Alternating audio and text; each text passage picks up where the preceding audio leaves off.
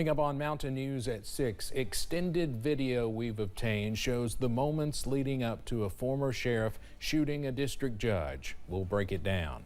And some organizations are concerned about the possibility of major cuts to the Appalachian Regional Commission. And I'll have another look at the active flood advisory. Dedicated to Eastern and Southern Kentucky, this is WYMT Mountain News at 6. We continue to follow a story that made national headlines last year when former Letcher County Sheriff Mickey Steins was charged in connection with District Judge Kevin Mullins' death. Video shows Steins shooting Mullins inside the courthouse last September. Steins was later indicted for murder. In the most recent order of business, attorneys for Steins filed a motion asking a judge to dismiss his indictment. Now, the hours leading up to the death of Judge Mullins have been well documented as stories swirl through the community about what exactly happened that day. We now have a closer look at the moments leading up to the deadly shooting. WYMT's Buddy Forbes walks us through that video, and we must warn you, some of the footage may be graphic. At approximately 2:37 p.m. on September 19, 2024, District Judge Kevin Mullins sits down in his chair in his Letcher County chambers for the last time, joining two individuals who were already waiting in his office and joined later by a fourth person. Reports say the judge, who was out to lunch with a few of the people hours before, was in between court hearings that day. At 2:39, former Letcher County Sheriff Mickey Steins enters the room with local pastor and addiction recovery worker Michael Clark. Though there is no audio for the footage, you can see the former sheriff motion as he closes the door, followed by the four other individuals exiting the chambers to leave him alone with Judge Mullins. As Steins sits, he appears to place his phone on the desk before talking to the judge until 2:45, at which point he stands and walks to both of the doors in the room, then sits back down. 3 minutes later, the former sheriff appears to attempt to make two FaceTime calls from his phone. Then at 2:50, he points to the judge, who gives Steins what appears to be his cell phone. Steins then appears to look at his own cell phone while typing a number into Mullins' phone to make another call. During a preliminary hearing, a detective with Kentucky State Police testified that Steins tried calling his daughter from his and Judge Mullins' phones, and that Steins' daughter's cell number was on Judge Mullins' phone. You can see in the video, Steins then tosses Mullins' phone back on the desk and stands lifting his shirt to reveal his gun. At 2:52 p.m., Steins walks around the desk and locks the door, with Mullins lifting his hands in the air several times throughout the interaction, until Steins appears to begin shooting. Due to the violent nature of the footage, Kentucky State Police has edited the video to hide the graphic areas. However, moments later, the former sheriff can be seen leaving the room before returning and then exiting the camera view as he is concealing his gun. By 2:53, someone walks into the room, sees the judge on the ground, and soon calls for help. Steins was later taken into custody, during which time he reportedly asked the arresting officers to, quote, treat me fair, and made claims that he would not be safe once he left the building. WYMT has requested that body cam footage. The former sheriff was indicted for murder in November, and earlier this year, court records showed his attorneys were planning an insanity defense, and Steins was expected to undergo a competency evaluation. In June, the defense team asked the judge to dismiss the murder indictment, claiming issues with how it was presented to the grand jury and concerns about law enforcement conduct during the investigation. The Commonwealth argues there is no legal basis to support throwing out the case. The judge has not yet ruled on the motion. In Letcher County, Buddy Forbes, WYMT Mountain News. Based on the footage, Steins was alone with Mullins for 12 minutes before the shots were fired. The exact details of that conversation between the two have still not been made public. One man is facing charges after he was accused of assaulting a hospital worker and a patient. The incident happened on July 1st at Baptist Health in Corbin. Police were called to the hospital after they say Daryl House assaulted an emergency room technician and a patient. The patient reportedly told police he had been struck in the face by House. House was charged with third-degree assault, healthcare provider. An Eastern Kentucky nurse was sentenced to 5 years in prison for her role in an opioid diversion scheme. According to court documents, Jacqueline Brewster admitted she unlawfully accessed and used identifiable health information of patients at a West Virginia hospital to divert hydromorphone for her personal use. Court documents showed she worked as a travel nurse at Raleigh General Hospital in Beckley, West Virginia from September 2021 until February 2022. A Martin County man is facing charges after he was accused of threatening someone at a government office over the phone.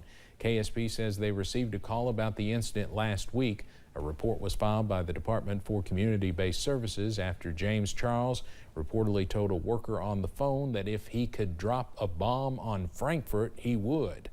In a recording, police say Charles was using profanity toward the worker. He was later arrested at his home in Lovely. State police are asking for help finding a stolen church van. Here's a picture of that van on the far left portion of your screen.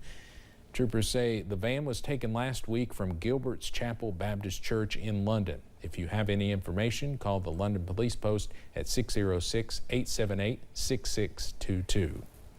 Police in Floyd County responded to a crash a short time ago. Sheriff's deputies say the single vehicle crash happened a little after 5 p.m. on US 23 at the entrance of the Justel Bridge in the Stanville area.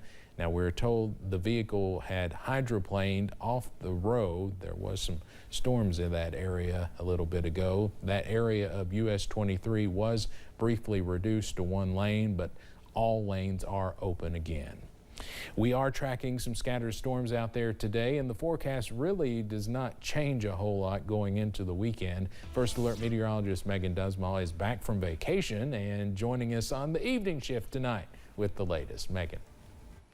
Well, just as Steve mentioned, we're still tracking those scattered showers and storms, which has led to some flooding across the region. Right now, we have an active flood advisory as we're heading towards portions of Pike, Floyd, Knott, and Letcher County. Now, you'll notice we do have the rain pretty much right over those areas. Still continue to see it track more towards the east, and it's a very high lightning storm as it continues to push through for 156 lightning counts in the past 15 minutes across the region. Now, we'll notice those temperatures right now are sitting in the 70s as you travel closer to where that rain is located, and it's a little bit warmer as you travel a little bit more towards the west where we've seen that rain no longer.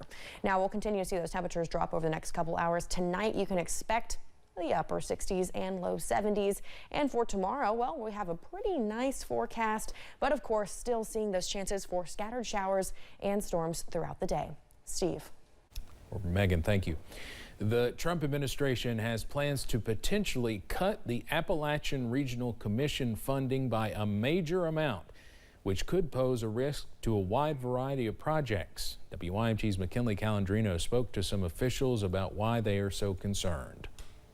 The Trump administration has plans to potentially cut the Appalachian Regional Commission funding by 93% for the 2026 fiscal court year. More than 80 organizations throughout Appalachia voiced their concerns to Congress and the Appropriations Committee through a letter. It's been a really important federal agency that has helped communities recover and grow, create new jobs, and it's one of the best agencies for folks in our region to work with because it's so focused on our issues and our communities. It's really catered towards our problems and solutions that actually work for our Appalachian communities. The cut is proposed to drop from $200 million to $14 million, which Barnes says is nearly enough to cover the hours of operations as well as the hours of work for staff members. Officials say this cut could impact a variety of projects, including outdoor recreation, opioid recovery programs, manufacturing projects, and workforce development. President and Executive Director of Pine Mountain Partnership says the commission has been and continues to be a driving force in the Appalachia Renaissance. We must maintain momentum in order to build a more diverse, sustainable economy. Appalachia is a very unique region and has unique problems and challenges, but we also have unique strengths. And I think that it would There's a lot that could be improved about the federal government and how different agencies operate, but this is one where it's actually an example of government working well and working in partnership with the people that it impacts. If the cuts are made, experts say local governments could be heavily impacted throughout the mountains. In Perry County, McKinley Calandrino, WYMT Mountain News. Officials with Appalachian Voices are hoping that Congress will reject the Trump administration's proposed budget cut and recognize the value of ARC and its need for continued funding. Spectrum has awarded a grant worth $15,000 to one Eastern Kentucky nonprofit. The grant was awarded to the Foundation for Appalachian Kentucky. In a release, members with the organization say they plan to use the funds to expand access to online tools as well as education.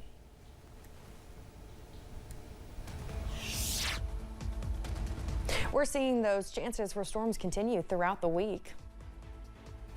And the Christian Appalachian Project continues to help flood survivors as they make a stop in Floyd County.